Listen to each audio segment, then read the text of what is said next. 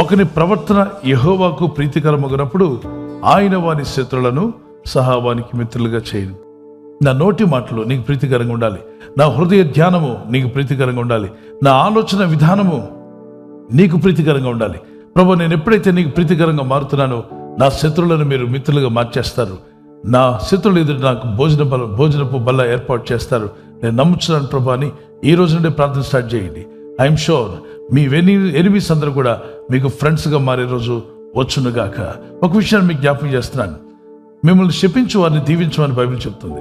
మిమ్మల్ని వేధించువారు, మీకు విరోధంగా మాట్లాడే వారిని దీవించాలి అని వాక్యం చెప్తుంది.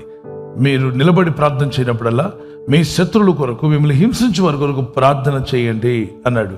మార్క్స్ వార్త 11:25 మీరు నిలబడి ప్రార్థన చేయనప్పుడల్లా, అంటే ఎప్పుడైనా నిలబడి ఉంటారుగా, ప్రార్థన చేసే టైంలో కూర్చొని ప్రార్థన ఉంది, మోకరించి ప్రార్థన ఉంది, అలాగే దేవుని సన్నిధిలో నిలబడి చేసే ప్రార్థనలు కూడా ఉన్నాయి.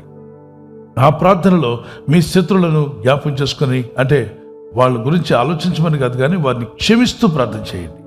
వారు ఏం చేశారన్నది జ్ఞాపకం చేసుకోవద్దు. వాళ్ళు కీడు చేసి ఉండొచ్చు, బాధ పెట్టి ఉండొచ్చు, హింసించి ఉండొచ్చు, అవమానపరిచి ఉండొచ్చు, మీకు దుఃఖం కలిగి ఉండొచ్చు. అయితే గుర్తుపెట్టుకోండి, ఎవరైతే మిమ్మల్ని దూషించారో, ఎవరైతే మిమ్మల్ని హేళన చేశారో, ఎవరైతే మిమ్మల్ని అవమానపరిచారో వారే మనసు మార్చుకొని 10 మంది ముందు నిలబడి 1000 మంది ముందు మీరు మంచివారు అని సాక్ష్యం ఇచ్చారనుకోండి, ఎంత గొప్ప సాక్ష్యం అది. మిమ్మల్ని దూషించిన నోరు మిమ్మల్ని పొగిడే నోరుగా మారునుగాక. మిమ్మల్ని అవమానపరిచిన వారే మిమ్మల్ని ఘనపరిచే రోజు వచ్చునుగాక. మీకు కలిగిన అవమానానికి ప్రతిగా రెట్టింపు ఘనతనివ్వగల శక్తివంతుడు మన దేవుడు. స్ట్రాంగ్ పీపుల్గా మీరు ఉండాలి. తిడితే తిడతాను, కొడితే కొడతాను, శపిస్తే శపిస్తాను, తిరగబడితే తిరగబడతాను, కేసు పెడితే తిరిగి కేసు పెడతానంటే వీక్ మైండెడ్, అంటే స్పిరిట్లో చాలా వీక్గా ఉన్నారు.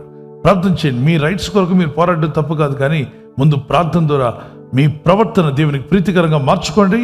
దేవుడు మీ శత్రువులనే మీ ఇంటికి వచ్చి సారీ చెప్పేలా చేస్తాడు. ఆయన వాని శత్రువులను సహా వానికి మిత్రులుగా చేయను. ఈరోజు ఈ మాటలు వింటున్నారంటే ఖచ్చితంగా మీ శత్రువులను దేవుడు మిత్రులుగా చేయబోతున్నాడు. నా సహోదరి, నమ్మితే మీ చేతులను పైకెత్తండి. ప్రభా, నా శత్రువులను సహా నువ్వు మిత్రులుగా చేస్తా అవుతాను నేను నమ్ముచున్నాను అన్న వారు లెట్స్ ప్రే. కళ్ళు మూసుకొని ప్రార్థన చేద్దాం.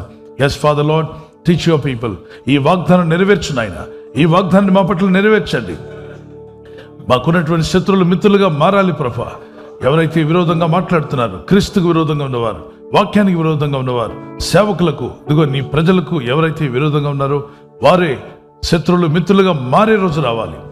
నీ భోజనపు బల్ల ఎదుట నీ శత్రువులు నీ శత్రువుల ఎదుట నీ భోజన బలను సిద్ధపరుస్తున్నావు. ఇదిగో నీ ప్రజలకు భోజన బలను సిద్ధపరిచి వారిని దీవించండి, ఆశీర్వదించండి. ఈ రాత్రి నెమ్మదితో పండుకొని సురక్షితంగా కాపాడబడినట్లుగా నీ అగ్ని కంచి వేసి మమ్మల్ని కాపాడండి. మీ చిత్తములో కొనసాగే కృప అందరికీ దయచేయమని యేసుక్రీస్తు ప్రశస్త నామములో వీరందరికీ చక్కని నిద్ర దయచేసి తెల్లవారు లేచి కృపను మాకిమ్మని క్రీస్తు నామములో అడిగి వేడుకుంటున్నామా పరలోకపు తండ్రి. ఆమేన్, ఆమేన్. ఈ వాగ్దానాన్ని మీతోనే ఉంచుకోకుండా లైక్ చేయండి, షేర్ చేయండి.